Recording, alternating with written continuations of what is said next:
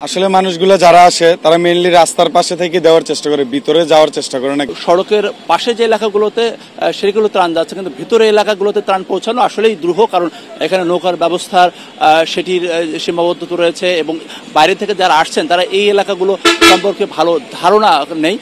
আমরা যতটুকু জেনেছি এখন ফেনী সদরের একটা কিছু অংশ এবং সোনাগাজী এবং দাগনভূঞাতে ভয়াবহ অবস্থা রয়েছে। 3 দিন ধরে যে এই ঢাকা চট্টগ্রাম মহাসড়কে যেসব যানবাহন ছিল সেখানেও ডাকাতের আক্রমণের অভিযোগ আমরা পেয়েছি। গতকালের চেয়ে আজকে পানি বেশটাই কমেছে, কিন্তু এরপরও ঢাকা চট্টগ্রাম মহাসড়কে এখনো কোমর পর্যন্ত পানি রয়েছে বেশি কোথাও কোথাও, এবং আমরা লক্ষ্য করছি যে একেবারে সড়কের পাশের যে এলাকাগুলো রয়েছে সেই এলাকাগুলোতেই একেবারে বলা যায় যে কোনো কোনো ভবন অর্ধেক পর্যন্ত, কোনো কোনো ভবন একতলা পর্যন্ত সেটি ডুবে গিয়েছে। আমরা দেখছি যে আপনারা কি ত্রাণ কার্যক্রমে এসেছিলেন? জি, আমরা ত্রাণ নিয়ে আসছি দাউদকান্দি বিশ্ব রোড থেকে। আচ্ছা, মানে ভিতরে পরিবেশ কি অবস্থা? ভিতরের পরিবেশ দেখলাম যে অনেক বাড়িঘর পুরো একতলা পর্যন্ত ডুবে গেছে।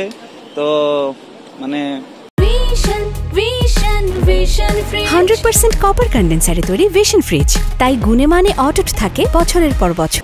আশেপাশে যারা মানুষ আছে যারা খুব মানে খারাপ অবস্থায় আছে, তো এই খারাপ অবস্থা দেখে আমরা দাউদকান্দি বিশ্ব থেকে আসছি এখানে। মানে এখানে হচ্ছে যে ওনারা অনেকে বলছে যে ত্রাণ পাচ্ছেন না ঠিক মতো কিংবা পৌঁছাচ্ছে না, সমস্যাটা আসলে মানুষগুলো যারা আসে তারা মেইনলি রাস্তার পাশে থেকে দেওয়ার চেষ্টা করে, ভিতরে যাওয়ার চেষ্টা করে না কেউ। অনেকে বোট নিয়ে আসে না। আমি মূলত 2 দফা ভিতরে গেছিলাম, যাওয়ার পরে যতটুকু সম্ভব আমি মানুষের হাতে হাতে পৌঁছে দেওয়ার চেষ্টা করছি। অনেক পরিবার পায় নাই, তা আলহামদুলিল্লাহ আমি যেরকম নিয়ে আসছিলাম আমি মানুষের হাতে দেওয়ার চেষ্টা করছি। আমরা চেষ্টা করছি আমরা যেন ভিতরে দিয়ে আসতে পারি, মানে সবাই যেন পায় এরকম।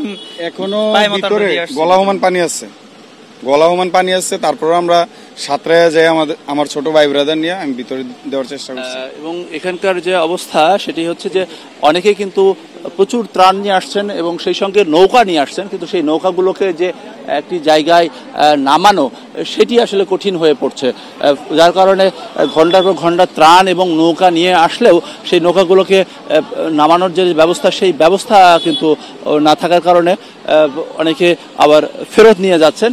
আরেকটা বিষয় জানিয়ে রাখি যে 3 দিন ধরে ঢাকা চট্টগ্রাম মহাসড়কের যান চলাচল বন্ধ ছিল এই যে ফেনীর যে লালপোল এলাকা থেকে, এবং গতকালকেও প্রায় 20 কিলোমিটার 25 কিলোমিটার মানুষ পায়ে হেঁটে এই সড়ক পার হয়েছেন পানির কারণে। তবে আজকে দুপুর থেকে সীমিত পরিসরে যানবাহন চলাচল করছে, বিশেষ করে 2 পাশেই যানবাহন চলাচলের চেষ্টা করছে, কিন্তু তীব্র যানজট রয়েছে।